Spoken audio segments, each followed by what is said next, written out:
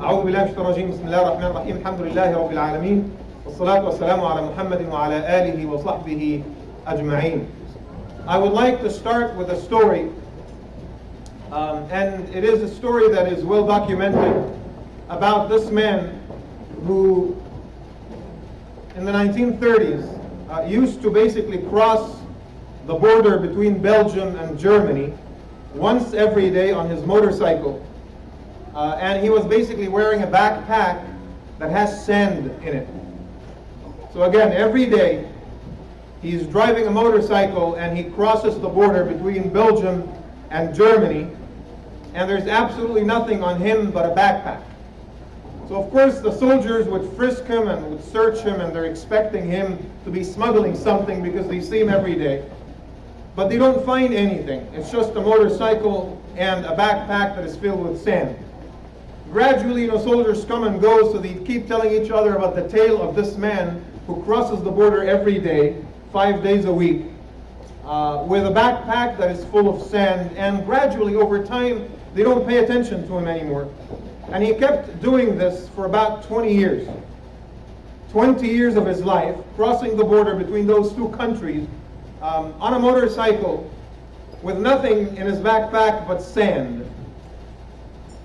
And then he passed away, and his wife is reading through his memoirs. And in one of the pages in the memoirs, basically he says, and I quote, "Even my wife never knew that I made my money smuggling motorcycles into Germany." Now, how is that story related to our event tonight? It is not related. I just wanted to get your attention. To make sure, inshallah, that I have your fullest attention and focus, I flew a long ways in order to be here responding to the invitation from my dear brother, Dr. Mohamed Abdul-Azeez, whom I have known for about a couple of decades. So I could not turn his invitation down, although it's so difficult to travel all the way from the West Coast to the great state of Virginia.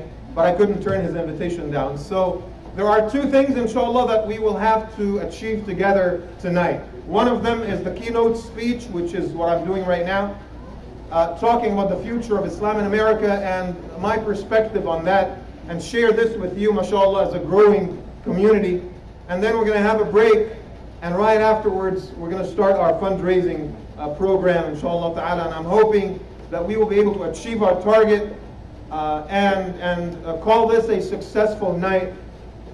When we go home, inshallah, remember it positively. I want to share with you some numbers first. And I have this data basically from the Pew Research Institute. And it goes like this. And by the way, Professor John Esposito at George Washington is the one that shared this with me personally.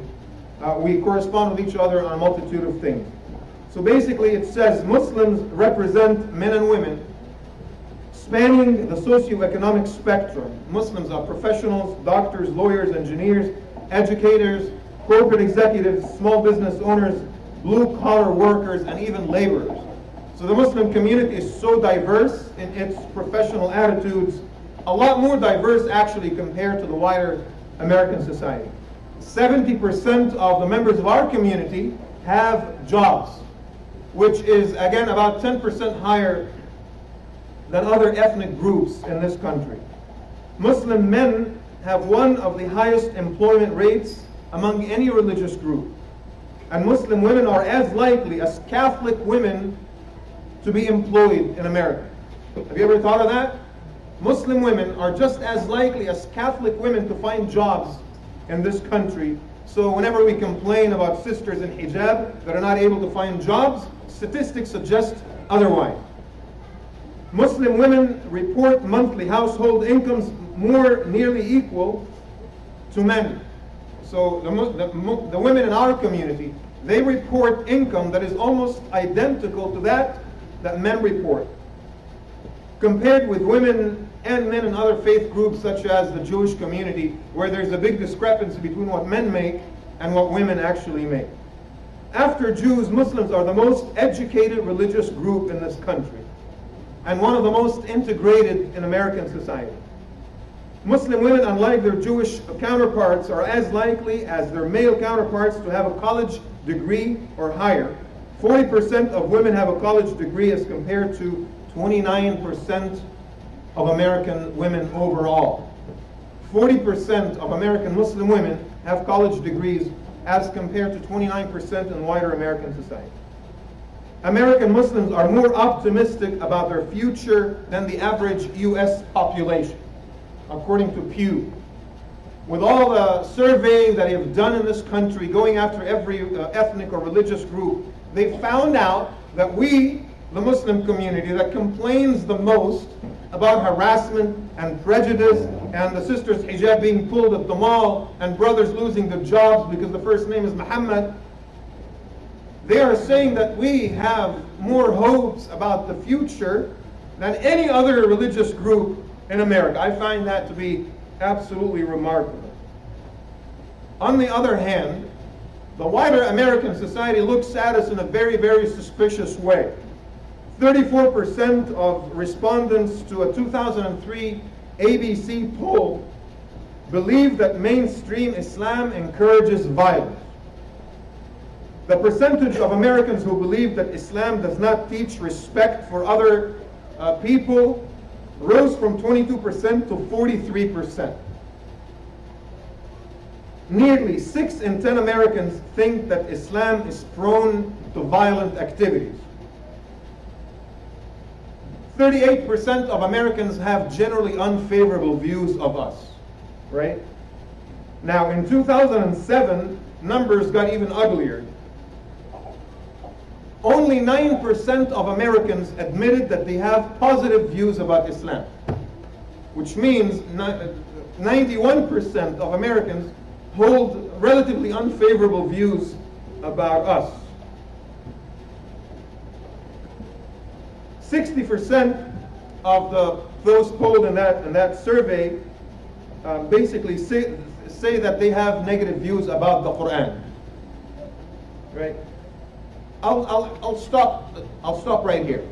Why is it that there is a huge difference, a huge discrepancy between our level of success, between our level of confidence, between our level of education and financial excellence in this country and the way America thinks of us? We are hopeful about the future. We're more educated than the rest of the wider society, right? We have more energy. We're raising better children. We're more financially successful than most people. We are more willing to get involved and to be integrated in American society. We have doctors and engineers and attorneys and business executives and people in every walk of life. And despite all of that, the wider American society still has unfavorable views of us. That is my question to you. Most of you, mashallah, are professionals. You guys live in the city of Charlottesville, which, if it wasn't for Muhammad, I would have never heard of. Right? Thank you. Sorry, I have to say the truth. Let me ask you a question. How many of you know if the city of Charlottesville is the seat of this county? Is it or is it not? Is Charlottesville the seat of your county or not? Is it? I mean, I don't know. I'm asking you. Do you guys know? It is? So Charlottesville, so only one person or two, one of them, how old are you? And what's your name? Give it up to young guys. The Latino community is trying to basically send a message to the hardline Republicans that are saying we need to kick out all the illegal immigrants. So they're saying, okay, all right, we'll take the dare. We're just going to stay at our homes for one day and not go to Home Depot and not go to the bakeries and not go to the trucks and not go anywhere, and let's see if American economy will be able to function. Okay? Alhamdulillah that they've never actually carried out that threat. It stays just a statement on paper. But it is true, if the Latino community in America, every single one of them, decided to stay at home, we're going to have a huge, huge problem. A huge problem. And it'll take probably a couple of years to overcome it. But I'll ask you a similar question. If every Muslim in America decided to stay at home for one day, how much will American society be affected? If every one of us was plucked out of our existence by aliens, the janitor is not there, and Muhammad the teacher is not there, and Khadija the CPA is not there, will American society be negatively affected or not? Some people say yes, some people say no. And even if your absence has the tendency to negatively affect American society, if people don't know who you are, and they don't feel your presence, and they don't appreciate your background and your culture and your contribution, even if it hurts them, they won't be able to see it, and they wake up in the morning and just some guy disappeared. It was this brother, a member of our community. We use the word brother very liberally in the Muslim community, right? There's this person in the Muslim community, right? His name is Shafiq, and I can talk about him because I'm thousands of miles away. You won't know. And you don't know him, so it's not backbiting, right? Shafiq is the classic example of the liquor store owner Muslim, okay? That is his impact on American society. He sells people booze. He helps people get high. Without Shafiq, American society will be in trouble, right? People will not be intoxicated. How will they forget about their problems? But Shafiq is also a masjid goer, and he comes to Salatul Jum'ah, and believe it or not, he donates to the masjid, okay? But here's the dilemma about Shafiq. The wider American society doesn't know that Shafiq is called Shafiq. He goes by the name Chuck. I'm serious. Now, his daughter, he has Alauddin and he has Khadija. Alauddin goes by the name Al, right? And guess which name Khadija actually takes? Jennifer. And don't ask me what the relationship is. They're completely unrelated. Now, Chuck is a liquor store owner, and his daughter is Jennifer, and his son is Al. People don't know anything about him or his background or the fact that he is Muslim. In fact, I'm thankful that people don't know he's Muslim. If Chuck disappeared, you think anyone is going to suffer? The state will probably spend less money on law enforcement because of all the druggies and all the criminals that bought booze from Chuck, right? There will be less and less accidents in the state of California because Chuck is not selling booze anymore. There will be less and less divorces in California because he's not selling booze anymore. Now, this is the extreme example where if a Muslim is taken out of American society, people will actually be a lot more comfortable, right? A day without a Muslim is a good day in that particular case, right? I'm talking, however, about the rest of us. We're not selling liquor to anybody, alhamdulillah. We're just good people trying to mind our own business, go to work as hard as possible, make a difference in our families, and make money and take care of our children. But do you think that that is enough, brothers and sisters? I am here tonight to tell you that it is not. It is not sufficient anymore for you to wake up in the morning and go to work and work as hard as you can and try to keep a low profile and take care of your kids. It used to work 15, 20 years ago. It doesn't work anymore. How many of you have been to the city of Las Vegas? It's okay, I'm not going to judge you. I know you're not there to gamble. Have you been to Las Vegas before? They actually say that the city of Las Vegas, without daily maintenance, I'm from the West Coast, so Las Vegas is about an 8-hour drive from where I live. I've never been to Las Vegas, by the way, believe it or not. Right? I was invited to speak at one of the masajid in Las Vegas, but I didn't go. I was worried about slot machines in the masjid, and things like that. I'm just joking. Some people are, they don't have slot machines at the masjid. But I haven't been to Las Vegas, but people say that Las Vegas, if it's not maintained on a daily basis, I mean rigorous maintenance, they actually say that Las Vegas will drown in sand in less than 10 years. Why? Because it shouldn't have been there in the first place. It's just this guy, remember the guy, the founder of Las Vegas? Bugsy or whatever his name was? They made a movie about him. He went in the middle of the desert and he built a city, the city of lights, the city of sin, the city of decadence, the city of gambling, Las Vegas. And if people don't maintain Las Vegas on a regular basis, the desert wants to take back what belongs to her, right? And I am saying the identity of the American Muslim in this day and age is like the city of Las Vegas. Without regular maintenance and active effort on a regular basis, it's not going to survive on its own. There will be more bigotry against you. There will be more attacks against you. There will be more pressure against your children at schools. There will be more pressure from the wider community against your masajid. Dr. Mohammed was telling me that the city of Charlottesville was against the construction of a masjid. We've seen in other states and in other cities the community rising in arms against the construction of masajid. Is that a good sign?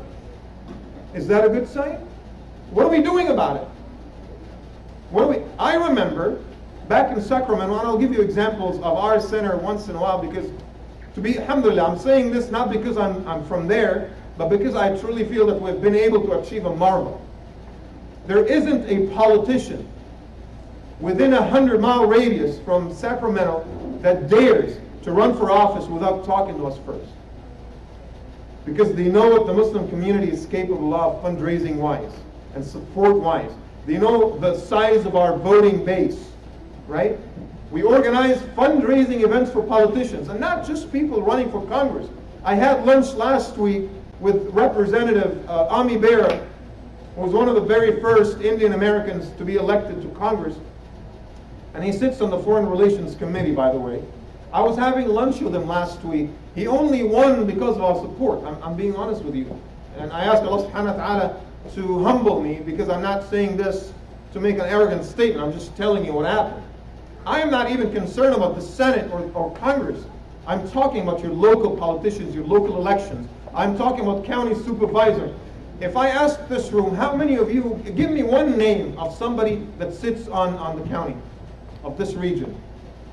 And if not a single person manages to remember the name of one city councilman or woman, or one county supervisor, you guys have a huge problem. If you're not involved in the school board, you have a local school board as part of your county, right? I sit on our county, which is called, the school board in our county. It's called the San Juan School District. I sit on an advisory board that the county appointed, and they had to have a Muslim because they can't afford not to have a Muslim on that board. And we actually look into curricula, into history and social studies, to see if the information is accurate in its depiction of Islam and Muslims. Now, your kids go to public school. Do you guys have an Islamic school here? Didn't think so. So your kids have to go to public school, and they have the identity crisis type situation. At home, Islam is beautiful, Islam is good, the Prophet did this, the Sahaba did that. They go to school, what happens? Islam did this, and the Muslims, and Al-Qaeda, and Afghanistan, and this and that. And the kids are confused.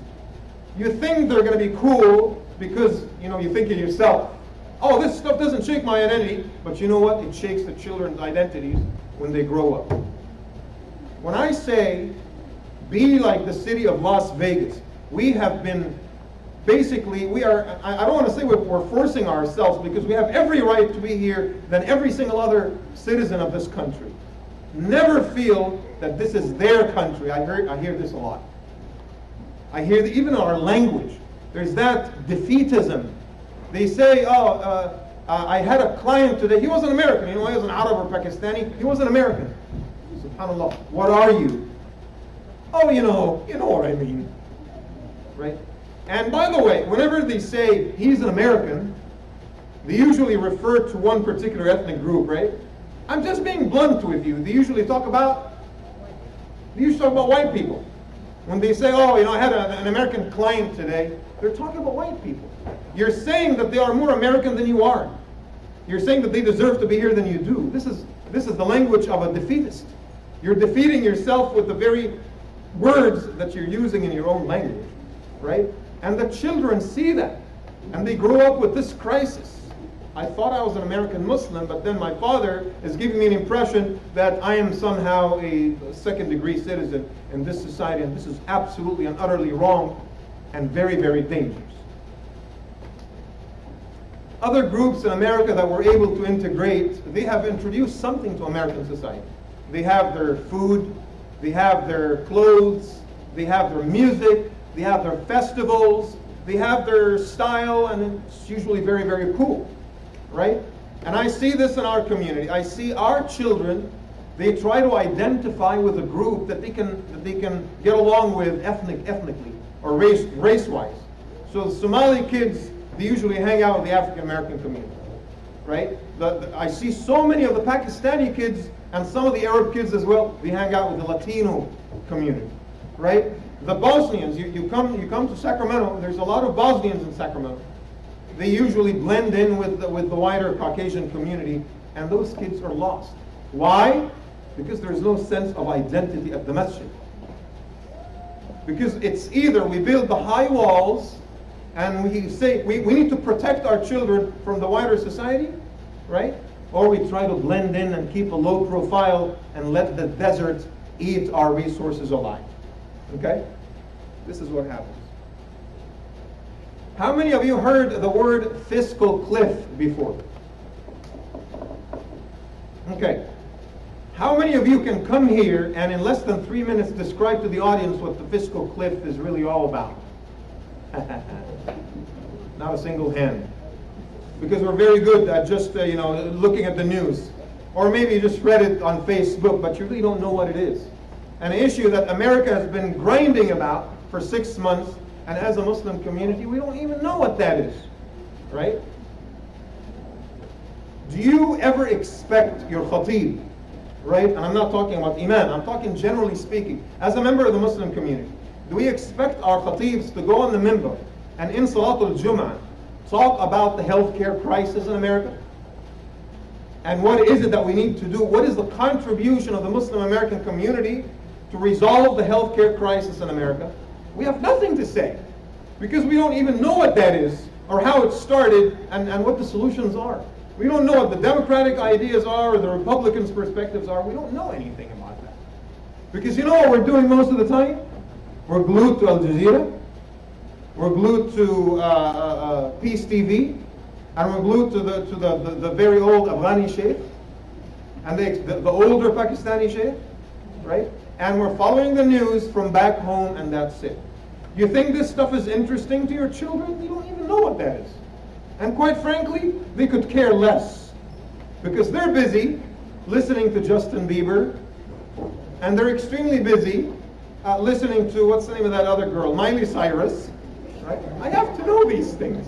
Otherwise the youth in our community will eat me alive. I can't afford to sit there not knowing what they're talking about. Or the stuff they're sharing on Instagram. How many of the parents have an Instagram account? Raise your hand. This is a disaster. If I ask the youth, and I don't want to embarrass anyone, if I ask the youth, how many of you have an Instagram account, every single one of them will raise their hand. And parents are living in the bubble, right? And we complain, why is it that the Muslim community doesn't have a sense of direction? We're not going anywhere. We're not moving forward as a community, despite the fact that we have so many resources, and we're very well educated, and we're financially better off than most people. Are you gradually able to see what I'm talking about? How many of you are geeks, would consider themselves geeks? It's okay. I am one of those. If you love science so much, raise your hands. That's better. I love science, but I'm not a geek. What are you talking about? What about nerds? Thank you. All right, so if you love science so much, you'll appreciate what I'm talking about. If you observe the world, and this is what you need to do as a believer. You have to observe the world that Allah subhanahu wa ta'ala created for you. Dunya was created for you. It wasn't created for anyone else. It was created for you, right? So you observe the world, you notice that there is a pattern that covers everything and permeates through everything. This pattern is called dependence. And it starts dependence. Let me repeat, dependence. If you're taking notes, dependence. It starts with the very first, the very microscopic level. You have the atom, right? And the atom, there's a nucleus, and then what rotates around the nucleus? Electrons, right? The electrons are negatively or positively charged. Negatively charged. And they rotate around a nucleus that is positively charged, brings equilibrium to the atom. Dependence. Electrons depend on the nucleus. Okay? And then, at a bigger level, you have a group of molecules coming together, right, creating a metal or an element. And then you're zooming out of that existence, and you go to something like a bee colony. The entire colony, with all of its, the workers and the drones and the honey makers or whatever it is, they all rotate around the queen, right? You're zooming out of existence again, and you're looking at a much bigger picture. Family, the children, and everyone in the family usually rotates around their father. In most human societies, the dad is the head of the household, is the head of the family, naturally, right? And then you have different families coming together. They rotate, they depend on the chief of the tribe. I mean, if you're from Saudi Arabia, or if you're from the Gulf, if you're from Afghanistan or Yemen, there's so many small nuclear families, but they're all connected with the chief of the tribe, with one tribe, right? And then all the families in one society would be connected to the government, right? Be connected to be it the local government of Charlottesville, right? Or the government of the United States, or the government of the state, whatever it is. And all the governments of the world rotate around one center, for better or worse, and that is money. They rotate around America, right? All the countries of the world, they depend one way or another on America. And then planet Earth depends on the sun. And then our solar system rotates around the center of the galaxy. And then our galaxy, the Milky Way, together with millions and millions, hundreds of millions of galaxies, they rotate around the center of the universe. And ultimately, everything that exists and everything that is and everything that ever was or everything that will ever be rotate around Allah subhanahu wa ta'ala. Right? This is a theory of the universe that never fails.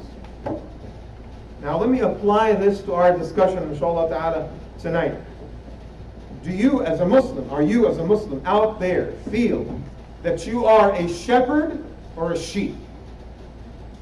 Are you rotating around someone's circle of influence, or are you a nucleus around which other people are rotating? It's a good exercise, by the way. Even children can play that exercise. Are you the kind of kid that is the cool kid at school and other kids are, want to talk to you and be around you? Or are you almost constantly trying to attach yourself to the group of the cool guys? You got to ask yourself that question. Ahmed, and you are? Thaqib, Ahmed and Thaqib. Right? They look like, mashallah, they look like shepherds, both of them. Right? But the rest of us, are we sheep or shepherds? Are other people rotating around you, or are you rotating around other people? I'll tell you, I'm going to be very, very blunt and very, very frank. If you feel that the Jewish community in America represents everything that is successful, that we aspire to be, raise your hand. You don't think that the Jews in this country are successful? Once the political correctness is removed, everyone, okay, fine. Yes, they are. I'm trying to deny it. They are very successful. The American Jewish community is an extremely successful community. In fact, in our private talks, and we don't necessarily mean this in an ill way or an anti-Semitic way, it's just stating facts. They control the movies, they control the banks, they control this, and then they control that. Even I'm talking to some of the physicians when I came to Charlottesville. Everything is about the Jewish surgeons and the Jewish cardiologists, and they said this and they came together and did that. This is quite common in the language, in the discourse of the Muslim community. And I'll ask you straight up, do you think that the Jews of America, and I have great respect for them, by the way, and there's a lot to learn from what they have done in only 50 years. Do you think that the Jews of America are shepherds or sheep? Shepherds. They're mostly shepherds. They have mastered the art of becoming shepherds. Because, just like the dependency I was talking to you about, rather than plugging themselves into some existing structure, they go and they find the best structure and they create it and they invite other people to come join them. They always keep their eyes on the heftiest and the loftiest and the greatest goals. They don't go to school to get a degree. They go to school to aspire for greatness, to become the best in their classes. When they go to the medical field, they want to be the best surgeon and the one that discovers the cure for cancer. They produce the best movies in America. They have the most reliable banking systems, until recently at least, right? They have mastered the art of being the center. And I invite you, my brothers and sisters, to do the same. Wallahi, it might take us a little time, but it starts right here with a small masjid community. Right here in your locality, in the city of Charlottesville. It starts with your school board, with the sheriff's department, with your local newspaper. How many of you read the local newspaper? About 2% of those present, including 3 young children. If I ask you how many of you watch Al Jazeera religiously, many more will raise their hands. If I ask you who reads the New York Times, many more will raise their hands. But your local newspaper that you should care about the most, that's not interesting. It talks about local stuff. I am not interested in local stuff. Well, you should be. Because these are the steps that you need to take if you were to become a shepherd. You focus on the local stuff, the sheriff's department, your local newspaper, the local politicians, the local news channels, and you forge those relationships with those people. This is how you put yourselves on the map. And this is how, not only that you would prevent anger and uproar in the community that you're building a masjid, your partners in that community will stand with you at the hearing to fight for you. About 20 years ago, when our center, alhamdulillah, was built, at the hearing, there was a representative from every single religious community in Northern California. Even though the community was not opposing or anything like that, but we wanted to make a statement that this masjid, this Islamic center, was engendered by this environment and came out of the womb of this city. It is not just some alien structure that was imposed on it. And now, California, the governor of California, Jerry Brown, right, in his office, there's actually this plaque that we have given him as a gift that talks about Al-Andalusian architectural designs as represented by the Islamic Center. In a hall of fame, any visitor that goes to the governor's office has to walk by that hall of fame, talking about the uniqueness of the state of California. One of the unique elements of our state is the architectural designs of our center, alhamdulillah rabbil alameen, the Islamic Center. Before I finish, inshallah, and give you guys a break, I want to give you concrete advice, actual steps to take if you were, as a community, as board members, volunteers, as concerned citizens, as parents, right, would like, inshallah, to consider. The masjid must be a safe zone. It is not a place where people are judged. It is not a place where people are pushed away, where people's dress code is pointed out, where people's language is pointed out, where people's behaviors. It has to be a safe place where I come and feel, although my brothers and sisters might not necessarily agree with what I do, but they won't put me down. And they will try to pick me up and work with me to improve and become a better person. But to put a sign on the door that says non-hijabi sisters are not admitted, you have basically excluded 80% of your community. To put a sign on the door that says this must be followed, and except for the basics, we have to have some basics, some common sense rules that must be followed at any masjid. But to exclude people for ideology or background, or this is Sufi and that's Salafi, and the mass folks are not welcome here, and the Tablighi brothers are not welcome here, we can't do that.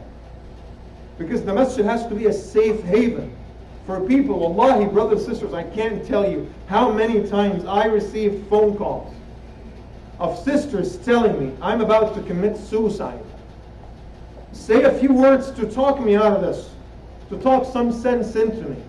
And I almost want to cry, because why would you want to put this responsibility on my lap? What kind of magic will I say to protect you from committing suicide? And I just say Bismillah, and I just say stuff. I don't know. An ayah here, a hadith there, whatever that crosses my head. And I just pray that the woman were not going to do something bad to herself. If she feels that the masjid is judgmental against her, she will never make that phone call. You see what I'm saying? People need to feel comfortable about the house of Allah. This is a hospital, brothers and sisters. You have, mashallah, many physicians. The masjid is a hospital. People come here to be healed, to be cured. If you only admit healthy people, then you're not doing your job. Simple. It's like a hospital. Oh, you have infection, you can't come here, sorry. We're concerned about infectious disease at the hospital. It's a hospital. Only patients go there. Only sick people go there, and the masjid is the same. If you're so great, mashallah, and healthy and religious, be an instrument to help your brothers and sisters rather than putting them down. Number 2, equal treatment of brothers and sisters. This is, again, the byproduct of years and years of experience and observation and study and research. Equal treatment of brothers and sisters at your masjid means full access to the sisters at every level of leadership and decision making. Please, if you have that committee, please dissolve it now. The resented sisters committee. I hate that thing. A sisters committee is an instrument that we have created to further suppress the sisters. Let them confined in their little sisters committee. And don't get me wrong, I don't think you guys do that, mashallah. This seems to be a very, very open-minded community. But the sisters must be empowered. And I'm going to be frank with you. Most of the good work we get in our masajid comes from the sisters anyway. Allah, this is the truth. The brothers are so busy, God knows doing what. But it's the sisters that are giving most of the volunteer hours and most of the creative ideas. You got to open the doors to the sisters. Number 3, embrace your American identity. You are an American masjid, an American Muslim community. You say it loudly, without any apology. The language of communication at the masjid must be English. I see one of the masajid back in California. When they give the khutbah, this is what they do. I visited them for the first time. They asked me to go and help them for a fundraising. So they were giving the khutbah, and the khutbah is literally about 7 minutes. You know why? Because they have to translate it. So the first khutbah starts in Urdu, followed by another khutbah in Pashto, followed by a third khutbah in Dari, I think it was, right? Followed by a fourth khutbah in like Turkish. And then there's no English translation at the end. So I'm just sitting there. And all the young kids and all the youth were just sitting there like me, just were exchanging stares. I'm like, what? That's it? 7-minute khutbah and translated to all kinds of alien languages that I don't understand? Oh, ya Rabbi. The 5th one was Arabic. Sorry, I forgot that one. Right? Five languages, and English was not even part of it. That's atrocious. Number 4, being politically engaged. Okay? It has to be part of the plan of the board of this masjid to go out there and forge good relations, good sustainable relations with your local law enforcement agencies, and I mean your sheriff's department, your local police department, even Homeland Security. Wallahi, brothers and sisters, I was, alhamdulillah rabbil alamin, over the years we are able to resolve immigration issues by making a phone call to the special agent in charge at the ICE office, the Immigration Custom Enforcement, right? By making a phone, hey, Tim, there's this guy that called me and he said that you guys interviewed him 3 times and he's out of status and this and that. He's not a threat. Let him be. When the judge wants to do the deportation procedures, let the Justice Department deal with it. You guys need to stay out of this. I guarantee this guy. You have my word. Okay, man, fine. I can't turn you down. Your relationship with them has to become that comfortable. At the same time, you never lower your guard in the presence of federal agents. Don't lower your guard. Don't think that you're going to be your intimate friends. They have a job to do, and they have a lot of free time on their hands, and they're going to make stuff up if they have to in order to justify their position. Okay? Have a respectful, mutually respectful relationship that is based on the interest of the Muslim community, but it's got to be there. Your presence is much better than your absence. I promise you that. If you're not there, there's some other crazy guy that is giving them the wrong information about us. And the only way to prevent that from happening is by you being physically present. 5, and last and most important, a strong youth base. You have to have a strong youth base, a program, and you hire somebody to take care of this program that starts with the youth. You cover all the age groups, right? Until the age of 6 or 7, you need a good creative babysitting program. 7 to 12, you need the Boy Scouts and Girl Scouts program. 13 to 17, you need the youth program. 17 and up, you need the young professionals or college student program. You've got to have a program for every age group in order to create the base, the resource, the pool that will basically supply your leadership, will supply your volunteer work, and will supply any future expansion. I ask Allah subhanahu wa ta'ala that you guys were able to heed these words, and I ask Allah subhanahu wa ta'ala to open our hearts and minds to understand what's at stake for our Muslim community, and I ask Allah subhanahu wa ta'ala to give us the strength and the resolve, the determination to do what is needed, inshallah ta'ala, to help this community grow and assume its true potential. God bless you. Jazakumullah khair. May Allah subhanahu wa ta'ala bless each and every one of you for being such attentive listeners. And I will hand over, inshallah, the floor to my brothers at the masjid to talk to you a little bit about the financial needs. And I'll come back here in 5 minutes, inshallah, to conduct the fundraiser. Jazakumullah khair. Assalamu alaikum wa rahmatullah.